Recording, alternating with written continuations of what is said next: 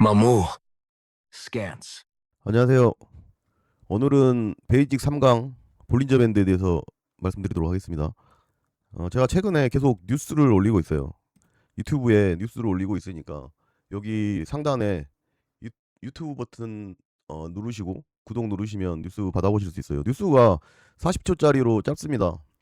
짧은데 비트코인, 그러니까 암호화폐, 그 다음에 미장, 그 다음에 아시아 증시, 그 다음에 국내 증시를 짧게 하루에 한 번씩 제가 40초로 줄여서 올린 거니까 뭐 이해가 가든 아니면 아는 거든 그냥 매일매일 보시다 보면은 시장의 흐름을 그냥 느낄 수가 있어요. 그래서 그러한 목적으로 제가 만들었기 때문에 구독하시고 아침에 한 번씩 보시면 도움이 될 것 같습니다. 그리고 이제 제가 말씀드린 대로 지금 기초지표에 의해 저희가 이제 이동평균, 그 다음에 MACD까지 했죠. 그리고 이제 오늘 볼린저 밴드 3강 요거 진행하도록 하겠습니다. 볼린저 밴드는 모르시는 분이 아마 없으실 거예요. 근데 정확히 아시는 분도 저는 없다고 생각합니다. 그래서 뭐 알더라도 한번 쭉 그냥 보시면 도움이 되지 않을까 이렇게 생각합니다. 그래서 첫 번째는 뭐 볼린저 밴드는 되게 짧기 때문에 짧게 뭐 이야기하고 그 뒤에 이제 검색식을 뭐 어떻게 만드는지까지 이어서 바로 하도록 하겠습니다. 그래서 저희 지금 지표 중에 지금 변동성이라고 해서 볼린저 밴드 돌파, 그다음에 볼린저 밴드 폭, 그다음에 퍼센트 비 비교, 이렇게 네 가지의 지표가 있습니다. 그래서 요거에 대해서 일단 나중에 다뤄보도록 하겠습니다. 그래서 첫 번째, 여러분들이 차트에서 굉장히 많이 보셨을 거예요. 볼린저 밴드라는 이 밴드를. 그래서 이 밴드라는 걸 보면은 이 초록색 그 가격의 캔들을 감싸고 있는 위아래에 띠가 있습니다. 그리고 가운데에도 중심선처럼 보이는 띠가 하나 있어요. 그래서 일반적으로 알기에는 그러면 이 밴드의 하단에서 사서 상단에서 팔면 되는 거 아닌가? 뭐 이렇게 간단히 생각하실 수도 있어요. 하지만 이게 틀릴 때가 많이 있어요. 그러다 보니까 조금 더 자세히 알고 쓰시면 좋을 겁니다. 그래서 제가 이제 강의를 준비한 거고, 이 이후에 이제 저희가 MACD도 배웠지만 다음에 이제 RSI도 있지만 RSI도 같이 이제 쓰면 좋은 지표예요. MACD하고. 그래서 이거를 이제 설명드리도록 하겠습니다. 볼린저 밴드는 1983년도에 존 볼린저라는 미국의 트레이더가 이제 처음 만든 지표라고 합니다. 그래서 이것도 마찬가지입니다. 왜 이러한 지표가 나왔냐? 기존에는 이렇게 플러스 마이너스의 고정 퍼센트의 밴드를 사용을 했었어요.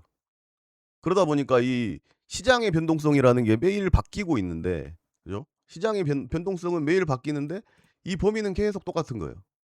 그래서 이제 수학적으로 통계학에 이제 표준 편차를 도입해서 해보자라고 했더니 이제 캔들이 움직이면서 이거에 대한 표준 편차를 자동으로 계산하다 보니까 밴드 폭이 가격의 움직임에 맞게 자동으로 조정이 되는 것처럼 보이는 게 볼린저 밴드입니다. 그리고 이제 요게 세 번째, 이제 세 선의 의미가 이제 뭐냐? 그러면 이제 우리가 캔들의 이 가격이라는 게 위아래로 계속 움직이죠. 그죠? 움직이는데 전에 이제 초기에 첫 1강에서 이동평균에 대해서 MA에 대해서 말씀을 드릴 때 이 이동평균은 여러 군데에서 쓰인다라고 말씀을 드렸죠. 그래서 그 지금 20일의 이동평균이라는 SAMA가 볼린저 밴드의 중심선으로 쓰이는 겁니다. 그래서 이 가격의 평균을 중심선으로 표시를 하고, 그리고 표준 편차를 가지고 위아래에 밴드를 그린다. 이렇게 보시면 될 것 같아요. 그래서 인제 요 구성은 인제 볼린저 밴드는 똑같습니다. 이 기간을 얼마로 할 거냐, 몇 봉을 할 거냐라는 게 당연히 있어야 되겠죠. 그다음에 표준 편차를 얼마로 쓸 거냐를 결정하는 표준 편차 배수가 들어갑니다. 그리고 인제 95%의 밴드 내에 들어올 확률이 95%라는 거는 표준 편차 시그마 2를 썼을 때 인제 고런 수치입니다. 그래서 1이나 3은 또 달라요. 그래서 어떤 차트든 들어가 보면 기본적으로 표준 편차가 2로 돼 있을 거예요. 표준 편차라는 거를 아까 인제 고정의 퍼센트를 가지고 밴드를 만들었더니 항상 고정폭으로 움직여서 이게 변동성에 대응이 안 되는 거죠. 변동성을 표현할 수가 없는 거예요. 그래서 표준 편차를 집어넣는데, 표준 편차라는 게 실질적으로는 뭐 아시는 분도 계시겠지만 편차라는 거는 얼마나 차이가 나느냐라는 거잖아요. 근데 이제 표준 편차를 구하려면 분산을 계산을 해야 돼요. 근데 분산이라는 거는 플러스 마이너스를 합해 버리면 0이 되기 때문에 이걸 또 제곱을 해서 제곱을 한 다음에 봉수로 나누고 또 인제 그걸 가지고 우리가 인제 제곱을 했기 때문에 다시 루트를 씌워서 계산을 한 걸 이제 표준 편차라고 합니다. 그래서 이제 간단하게 보면은 이 가격의 움직임이라는 게 항상 일정하지 않고 오르락내리락 하고 편차가 심해지죠. 그 편차를 어떻게 하면 이 차트에 표시를 할 수 있을까라는 거에서 시작해서 만들어져서 지금까지 쓰이는 지표 중에 한 가지입니다. 우리가 그래서 상단 밴드가 있고 하단 밴드가 있어요. 그래서 이거는 중심선을 기준으로 비율은 똑같습니다. 위로 표준 편차와 아래로 표준 편차가 동일하게 나타납니다. 실제로 인제 그러면 표준 편차라는 거를 한번 제가 보여드리려고 준비를 했는데 이렇게 보면 표준 편차가 이게 지금 1 시그마예요. 그죠? 1 시그마. 이거를 이해하고 쓰시면 더 좋습니다. 이거 뭐 값을 막 왜 이렇게 항상 2 시그마로 돼 있느냐라고 하면은 이 시그마라는 거 자체가 이 시그마로 계산을 했을 때 이 밴드 안에 들어올 확률이 95%가 들어와요. 그러니까 밴드 안에서 놀다가 한 번씩 이탈을 하는 요런 게 나오는 거죠. 근데 이걸 시그마를 1.5나 시그마를 1로 줄여 버리면 밴드가 작아지면서 당연히 표준 편차에 대한 계산이 줄어들면서 위아래로 계속 이탈하는 캔들들이 발생을 하게 됩니다. 그러면 무슨 차이점이 있느냐? 그러면 실제로 이제 계산상으로 봤을 때 이 표준 편차의 계산으로 봤을 때는 1 시그마 안에 있을 때는 68% 밖에 안 들어오는 거예요. 그러면 2 시그마로 했을 때는 요 밴드 안에 95%가 들어와요. 그럼 3 시그마로 했을 때는 어떻게 되느냐? 인제 밴드 폭이 너무 커지면서 이 밴드를 이탈하는 게 없어집니다. 그래서 거의 99.7%가 이 안에 들어와서 이 안에서 놀아요. 그러니까 인제 3 시그마는 어찌 됐든 우리가 상단 돌파라든가 하락 이탈이라든가 이런 것들을 잡아내기가 어렵죠. 그래서 95%인 2 시그마로 설정된 이유가 거기에 있는 겁니다. 그래서 일반적으로는 그냥 이 시그마를 놓고 쓰시면 된다. 이렇게 보시면 될 것 같습니다. 네 번째, 볼린저 밴드를 가지고 인제 매매를 하는 거는 이 표준 편차가 계속 바뀌기 때문에 그래서 우리가 인제 이 밴드의 폭이 수축이 되느냐 팽창이 되느냐 이런 걸 가지고 우리가 매매를 합니다. 이게 수축이 된다는 거는 표준 편차가 줄어든다는 이야기지 않습니까?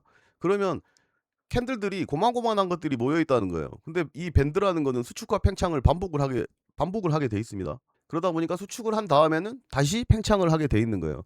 근데 여기서 인제 우리가 알 수 없는 거는 팽창을 하는 건 알 수 있어요. 근데 팽창의 방향성이 위로 갈지 밑으로 갈지는 알 수 없는 거예요. 그래서 그냥 이거는 변동성의 지표입니다.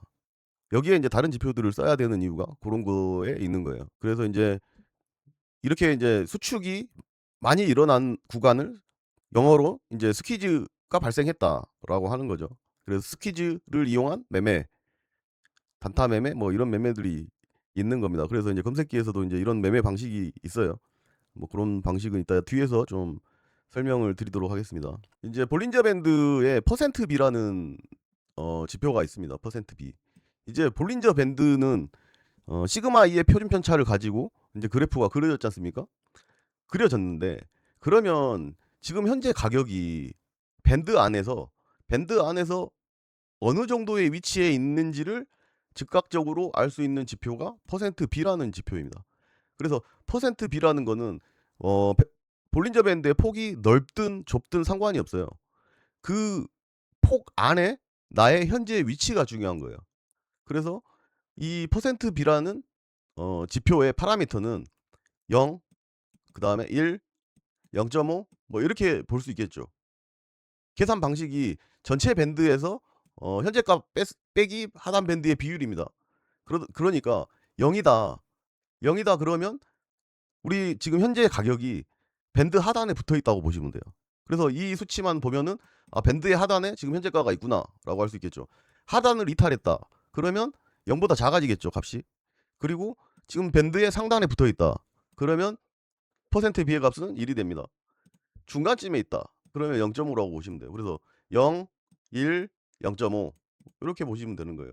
기억하기 쉽게 하려면 0% 그다음에 50% 100% 이렇게 보시면 되겠죠. 100% 이상이면은 밴드 상단을 돌파한 거고 0% 밑으로 갔으면 하단을 이탈하고 빠진 거다. 이렇게 보시면 될 것 같습니다. 뭐 여기 인제 과매수, 과매도라고 표시해 놨지만 사실은 이런 거는 인제 RSI 가지고 판단하는 게 뭐 더 낫습니다. 그래서 인제 RSI 가지고 같이 지표로 쓰면은 좋을 것 같습니다. 그다음에 인제 RSI는 이제 과매수, 과매도 지표 아직 하진 않았지만 다음 주에 뭐 다음 강의 때 하겠지만, 그다음에 이제 MAC는 뭐예요? 추세를 알 수 있는 지표겠죠.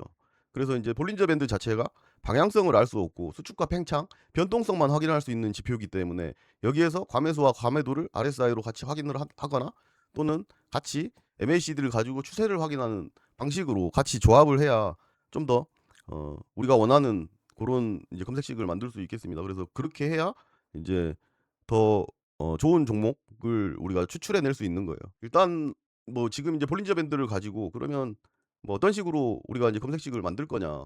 상승 종목 1 위를 보면 되겠죠. 그죠?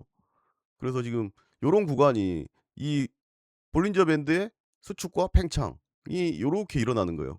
그래서 볼린저 밴드 상단에서 매도하고 하단에서 매수하고 이게 안 통하는 게, 하락 구간에서는 계속 하락 이탈을 하면서 가격은 계속 떨어지는 거예요. 그리고 가격이 떨어지는데 상단에서 팔면은 가격은 여기까지 와 있겠죠. 이래서 안 되는 겁니다. 마찬가지로 뭐 하단에서 샀다고 쳐요. 하단에서 샀는데 볼린저 밴드 상단에서 매도를 하겠다고 인제 계획을 잡고 매도를 했단 말이죠. 근데 지금 이 가격을 보면은 이렇게 올라가 있지 않습니까? 그러면 우리가 여기서 사서 어디서 팔겠어요? 이 상단을 터치하는 순간 여기서 팔지 않겠어요?